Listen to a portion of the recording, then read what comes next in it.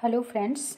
और हम देख रहे हैं पॉलिटिकल साइंस में जो है संवैधानिक विकास और राष्ट्रीय आंदोलन का तीसरा भाग देख रहे हैं, थर्ड पार्ट है ये। इसमें भी हम 50 क्वेश्चन देखेंगे अराउंड 10 से 12 मिनट में। और ये जो है टीजीटी, पीजीटी, जेआईसी प्रवक्ता, जीडीसी असिस्टेंट प्रोफेसर तथा नेट जेआरएफ के लिए समान रूप से उपयोगी है। तो स्टार्ट करते हैं।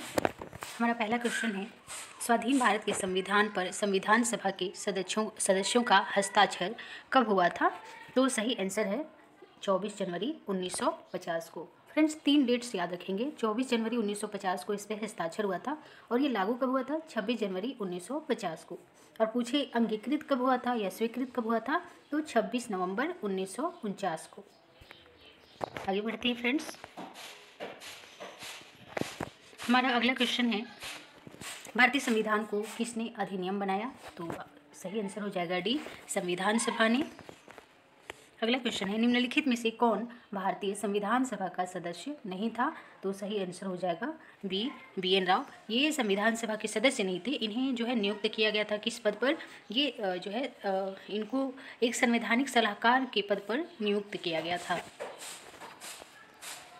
अगला क्वेश्चन है, भारतीय संविधान सभा में कुल कितनी महिलाएं थीं? कितनी महिला सदस्य थीं? तो सही आंसर हो जाएगा डी, 15 जो है महिला सदस्य थीं भारतीय संविधान सभा में। अगला क्वेश्चन है कि संविधान निर्मात्री परिषद के वैधानिक परामर्शदाता कौन थे? तो सही आंसर हो जाएगा सी, बी एन राव।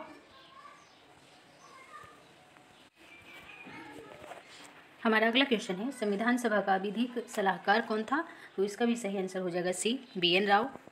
अगला क्वेश्चन है, भारत की संविधान निर्मात्री सभा का कानूनी सलाहकार। एक ही क्वेश्चन है, ये कई बार चूंकि पूछा है इस वजह से इसको बार बार दिया भी है इसमें। तो इसका भी सही आंसर हो जाएगा बी एन राव जो है वो संवैधानिक सलाहकार थे या कानूनी सलाहकार थे संविधान सभा के। फिर अगला क्वेश्चन है कि संविधान सभा का वास्तुकार किसे माना जाता है? तो इसका सही आंसर हो जाएगा बी, डॉक्टर भीमराव अंबेडकर को माना जाता है। फिर अगला क्वेश्चन है कि भारतीय संविधान की प्रारूप समिति में कितने सदस्य थे? तो इसका सही आंसर हो जाएगा सी, अध्यक्ष सहित कुल जो है इसमें 7 सदस्य थे। अध्यक्ष आप जानते ही हैं डॉक्टर भीमराव अंबेडकर जी थे। हमारा अगला क्वेश्चन है, डॉक्टर भीमराव अंबेडकर संविधान सभा में निम्नलिखित में से किसके अध्यक्ष थे? तो सही आंसर हो जाएगा बी, प्रारूप समिति के अध्यक्ष थे। अगला क्वेश्चन है, संविधान की प्रारूप समिति का अध्यक्ष कौन था? तो सही आंसर हो जाएगा डी, डॉक्टर भीमराव अंबेडकर। अगला क्वेश्चन है कि संविधान सभा के अपने समापन भाषण में डॉक्टर भीमराव अंबेडकर ने निम्नलिखित में से किसे अपनी त्रिमूर्ति में नहीं चुना? तो सही आंसर हो जाएगा बी, लचीलापन। आप जानते हैं कि स्वतंत्रता, समानता और भ्रातृत्व जो है ये त्रिमूर्ति में इसे ही चुना गया था। और ध्यान रखेंगे कि ये त्रिमूर्ति की जो अवधारणा है वो डॉक्टर भीमराव अंबेडकर ने दी। और ये स्वतंत्रता, समानता और भ्रातृत्व की बात करते हैं। अगला क्वेश्चन है, भारतीय स्वतंत्रता अधिनियम 1947 ने भारत में ब्रिटिश शासन का अंत किया। सही है।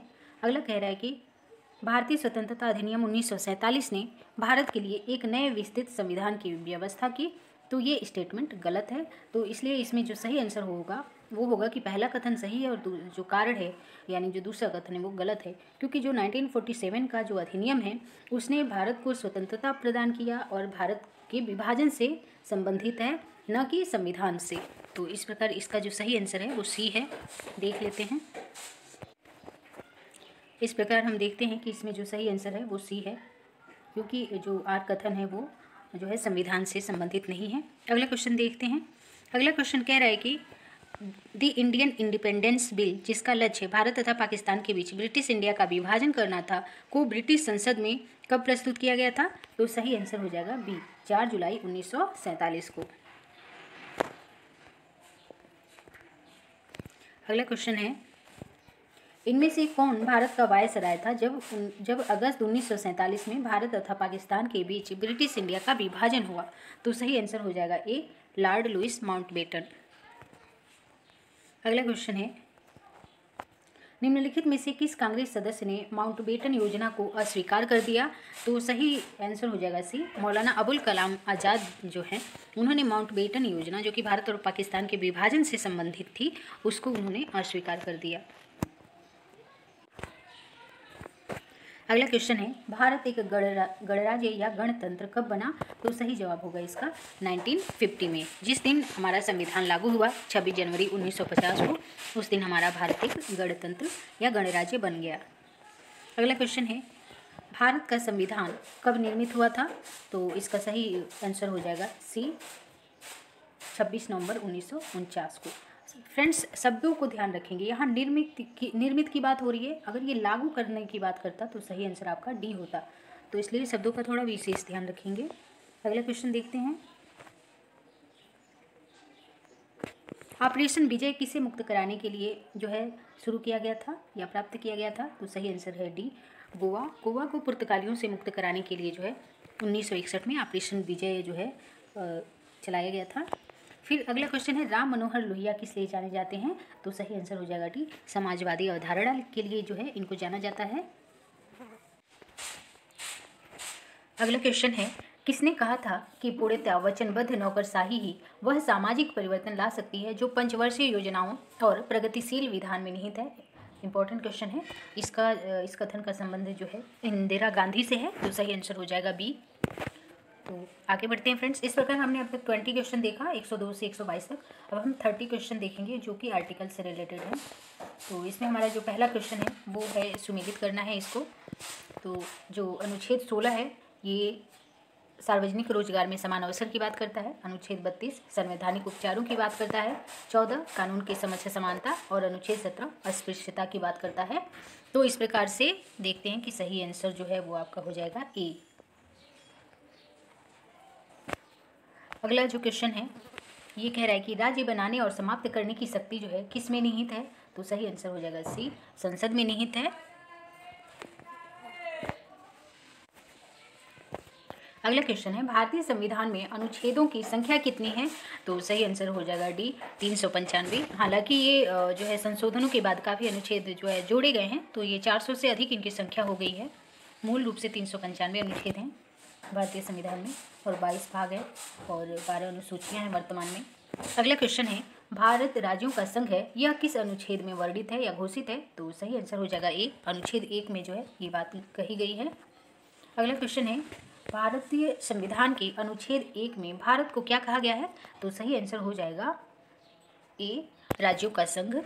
हालांकि एक बात का ध्यान रखेंगे, इंग्लिश भी देख लेंगे, क्योंकि इसमें जो है जो संघ है उसके लिए फेडरेशन शब्द का यूज ना करके यूनियन शब्द का यूज किया गया है। अगला क्वेश्चन है, भारतीय संविधान के अनुच्छेद 1 भारत का वर्णन इस तरह करता है, किस प्रकार करता है? तो आंसर हो जाएगा डी, राज्यों का संघ। अतः ये क्वेश्चन रिवाइज हुआ है फ्रेंड्स। अगला क्वेश्चन है, भारत का संविधान भारत को निम्नलिखित में से क्या घोषित करता है? तो अगेन जो है राज्यों का यूनियन या समूह। जब इस तरह का क्वेश्चन है तो इंग्लिश जरूर एक बार देख लें, फेडरेशन नहीं होगा, यूनियन होगा। अगला क्वेश्चन है, भारतीय संविधान का अनुच्छेद संसद को नागरिकता के अधिकार को नियमित करने की शक्ति प्रदान करता है, वो अनुच्छेद कौन सा है? तो सही आंसर हो जाएगा डी, अनुच्छेद 11 जो है संसद को ऐसी शक्ति प्रदान करता है। अगला क्वेश्चन है, भारतीय संविधान के किस अनुच्छेद में राज्य को परिभाषित किया गया है? तो सही आंसर हो जाएगा सी, अनुच्छेद 12 में जो है भारतीय संविधान में राज्य को परिभाषित किया गया है। अगला क्वेश्चन है,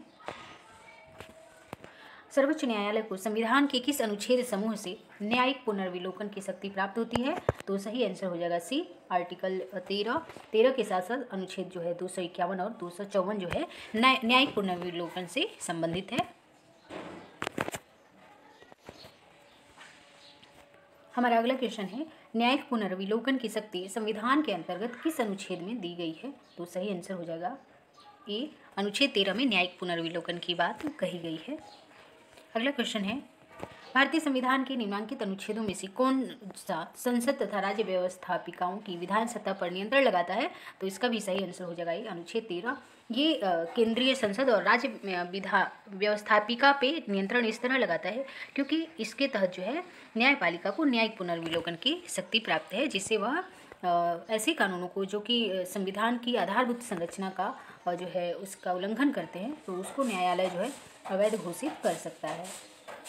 अगला क्वेश्चन है कि भारतीय संविधान में समानता का जो अधिकार है वो किन अनुच्छेदों के तहत प्राप्त है? तो सही आंसर हो जाएगा ए, अनुच्छेद 14 से लेकर 18 तक जो है संविधान में समानता का अधिकार प्रदान किया गया है।